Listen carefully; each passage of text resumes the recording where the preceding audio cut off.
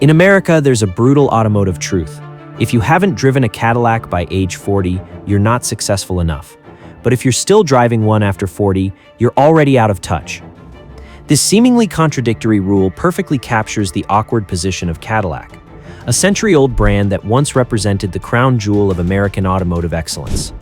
It was the president's ride, the wealthy's first choice, and the ultimate status symbol for anyone who had made it.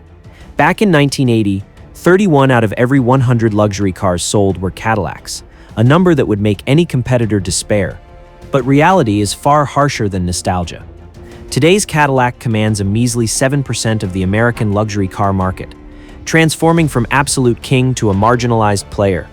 Even more ironic, this American brand that got crushed on home turf found its lifeline thousands of miles away in China. By 2017, Cadillac was selling more cars in China than in the United States, becoming a living example of how sometimes the grass really is greener on the other side. How did an automotive empire that once defined American luxury standards fall so far? And can its newly announced $2 billion Formula One gamble bring this fallen aristocrat back to the top? In the 1980s, Cadillac sat firmly at the top of America's automotive food chain.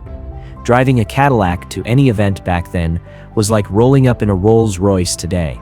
These cars stretched over 18 feet long, with massive chrome bumpers and dramatic tail fins that made them look like luxury yachts cruising down the highway.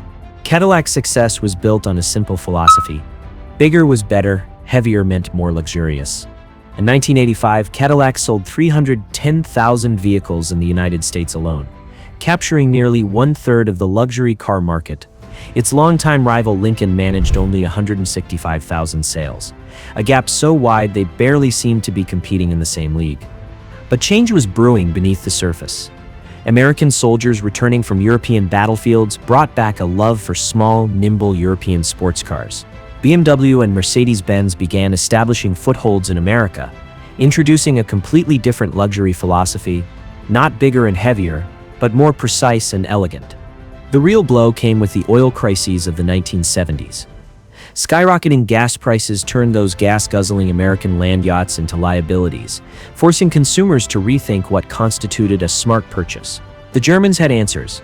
BMW pitched the ultimate driving machine, while Mercedes emphasized engineering excellence.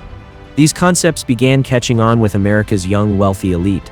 Cadillac's response was nothing short of disastrous. In 1982, trying to jump on the downsizing trend, Cadillac launched its most catastrophic model ever, the Cimarron. This car was essentially a Chevrolet Cavalier with a Cadillac badge, priced at twice the cost. Customers quickly realized this so-called luxury vehicle was fundamentally no different from an ordinary Chevy, and brand trust plummeted. Making matters worse, General Motors began aggressively pursuing badge engineering, slapping different brand logos on cars built from the same platform. The distinctions between Cadillac, Buick, and Oldsmobile became increasingly blurred, leaving consumers wondering why they should pay thousands more for just a different emblem. In 1989, a new challenger from Japan officially entered the American market, Lexus. The Lexus LS 400 cost half as much as German luxury cars, but matched them in ride quality, interior craftsmanship, and reliability. Even more devastating, Lexus redefined luxury car service standards, with complimentary loaner cars, free car washes, and massage services, while customers waited. The turning point came in 1998, when Lincoln's annual sales surpassed Cadillac's for the first time in 59 years.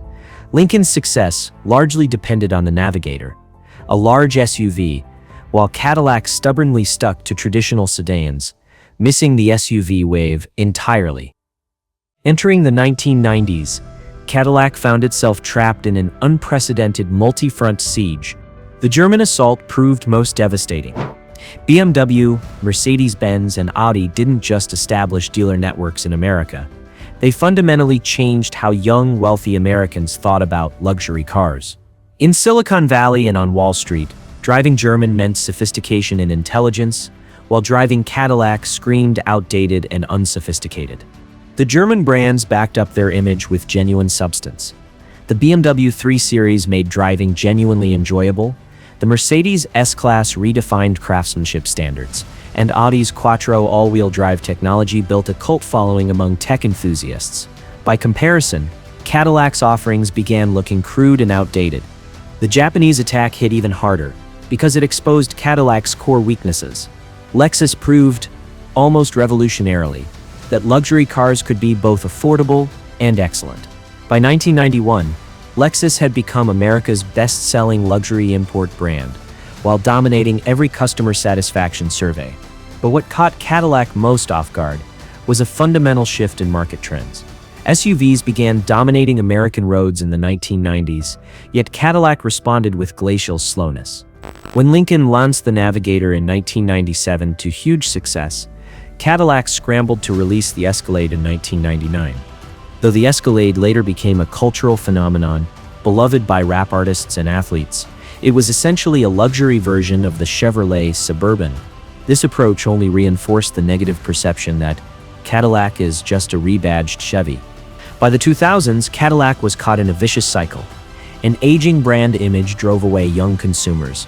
Fewer customers meant declining sales, and declining sales further damaged the brand image. Statistics showed Cadillac owners averaged over 60 years old and getting older. The 2008 financial crisis delivered the final blow. General Motors filed for bankruptcy protection, shuttering multiple brands. Though Cadillac survived, it was severely weakened. In the American luxury market, its share had fallen to single digits, completely relegating it to the margins. Just as Cadillac hit rock bottom in its home market, China opened an entirely new door across the Pacific. In the early 2010s, China's rapid economic growth created a massive new wealthy class. These nouveau riches, who made fortunes in real estate, manufacturing, and internet businesses, had strong desires to display their wealth. They didn't want German understatement or Japanese precision. They wanted something that could boldly announce their success and status. Cadillac perfectly fit this need. To Chinese consumers, Cadillac represented the kind of American luxury seen in Hollywood movies: bold, flashy, and powerful. More importantly, unlike its declining image in America, Cadillac appeared relatively fresh in China, without the baggage of being an old person's car. General Motors quickly recognized this opportunity's value.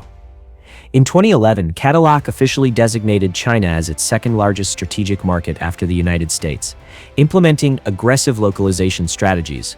From product launches to marketing communications, Cadillac began deeply customizing for China's unique market demands. The results were immediate. Cadillac's China sales broke 50,000 units in 2012, reached 70,000 in 2013, and hit 80,000 in 2014.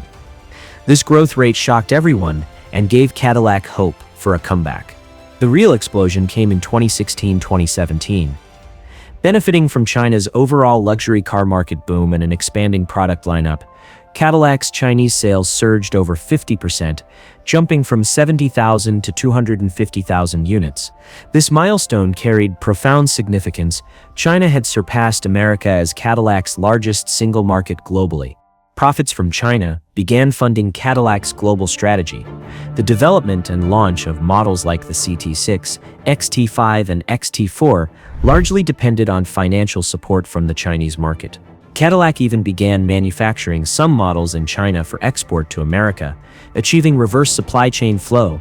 In 2018, Cadillac achieved nearly 400,000 global sales, a historic high. China contributed 230,000 units, representing almost 60% of total sales. This figure both excited and worried Cadillac management.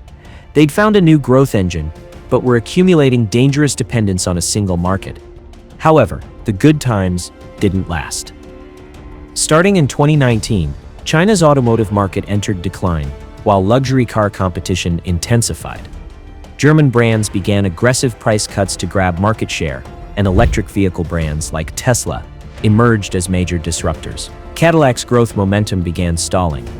By 2023, Cadillac's Chinese sales had dropped to 1,883,000 units, back to six-year-old levels. The broader challenge involved fundamental transformation across the entire automotive industry. Electrification, intelligence, and connectivity became new trends, with traditional luxury brands losing technological advantages to new players. Tesla, NIO, Li Auto, and other brands used entirely new product concepts and business models to redefine future luxury car standards.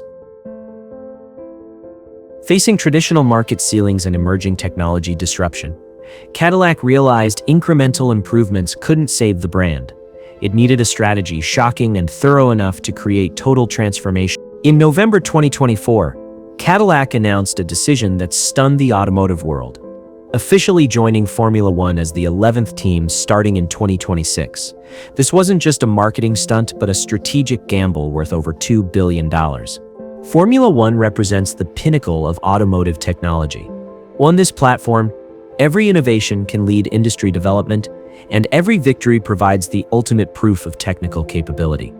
For a brand working to rebuild technological authority, no stage offers better validation than F1. Cadillac's F1 plan unfolds in 3 phases, using Ferrari engines as a transition from 2026-2027, launching self-developed power units in 2028, and achieving complete technical independence by 2030.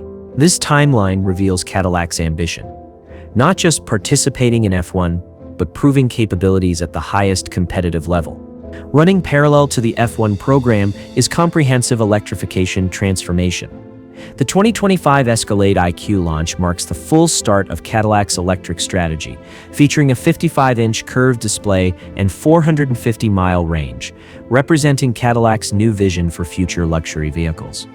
More importantly, 2024 saw Cadillac achieve 160,024 U.S. sales, up 8.8% for its best performance since 2016, showing initial success from the brand transformation strategy. Meanwhile, in the Chinese market, the second half of 2024 brought 6 consecutive months of growth, with a 56% increase, proving the transformation direction's validity.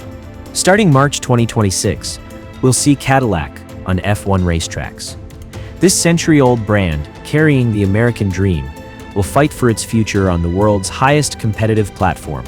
Success could re-establish Cadillac's position in the luxury market. Failure might make this gamble the brand's final chapter.